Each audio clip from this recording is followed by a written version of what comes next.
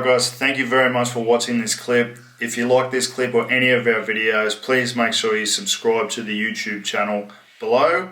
All your support is truly appreciated. Thank you so much. You've done some really clever and fun things, like the most ordinary rig competitions. Tell us about that, because I could imagine when you first tried that, it's like a little bit of a risk, maybe. Was there a little bit of nerves about it?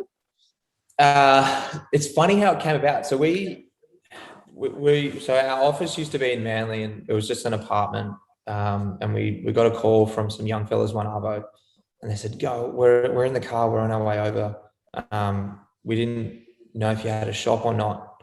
Can we come pick up stuff from your office?" We're like, "Yeah, guys, come in." They turned up, and they were just a bunch of young kids from Penrith. Fresh rats tails, Some issues. but they were legends. But we're like, "Oh, what's the occasion? Why do you need them so quick?" They're like, "Oh, we're flying out to schoolies tomorrow, where we've been getting so ripped for this week away." And we were kind of like, "Guys, like, if this is what 17-year-old boys are like focusing on, getting ripped, to like go on a holiday, it's kind of like, guys, I think you're missing like a big point in life, is just to enjoy yourself." Yeah. And so that was kind of the driving one for it. We're like, "Fuck, we got to do something about this." But we've always wanted to do a swimwear parade, and just we didn't want to like go down the same route of something. And so like naturally our brand is always taking the piss out of things. And so we just so then we figured we'd take the piss out of the Victoria's Secret show, which is the polar opposite of the blokes that we put in these swimwear. They're like glamorous models. These dudes are just ordinary blokes.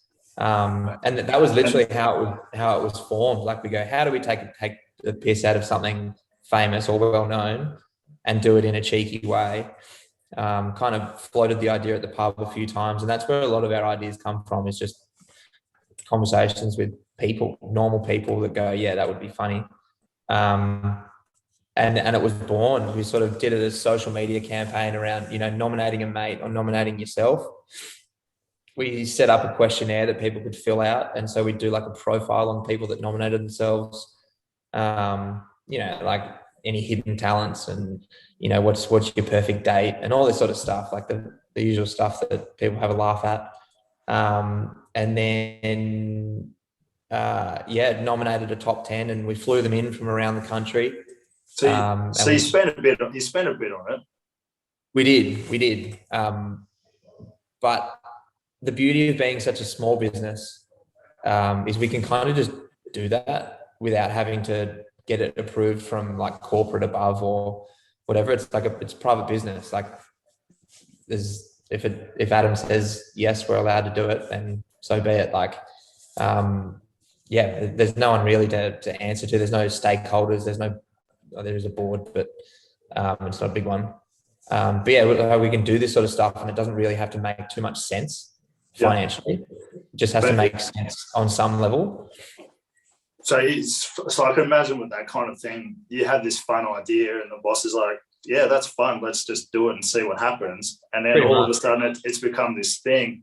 You didn't do it last year due to COVID, but I imagine it'll do it last year due to COVID. We've done it three.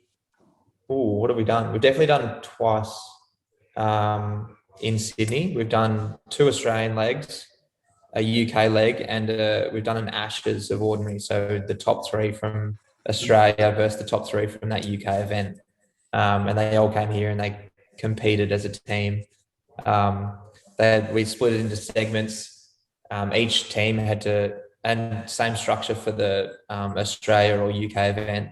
The first segment was the Fallen Angels segment. So they had to create their own angel wings out of whatever. So literally straight from Victoria's Secret, had to make their own angel wings. People made big blow up cutouts of like barbecue chicken wings and like bin chickens and things like that, where someone actually made like 5 foot high feathered white angel wings, like with a harness over the shoulders. People made them out of VB cartons. Like they were so funny. Like It was so Australian. It was ridiculous. And you've never seen so many of the same dude in one room either. Like all of the nominees at each event we've done are such similar people. It was awesome. And like you could imagine, like I said, you want the bloke that sings the team song. Imagine 10 of those dudes in the same room. They were just immediately best mates. So we've created this weird, like a fraternity or alumni of all. You've created a community. It's a community. Yeah. And we just like it was all originally around just wanting to change the perception of who could wear swimwear. Like who the fuck says you can't? Like it's only really like upstairs that sort of your brain goes, oh no, I can't wear that. But if you know you're seeing these kind of dudes, they're the funny guy. Like why not? Like so it was fun, and it turned out to be a success online as well. Like it sort of creates a bit of content for a few weeks. It's we've now got a community that's more valuable than any sort of dollars could bring. Like we value our like following our community more than anything in the business. And we always have this focus of we've got to look after the people that are already in the tent.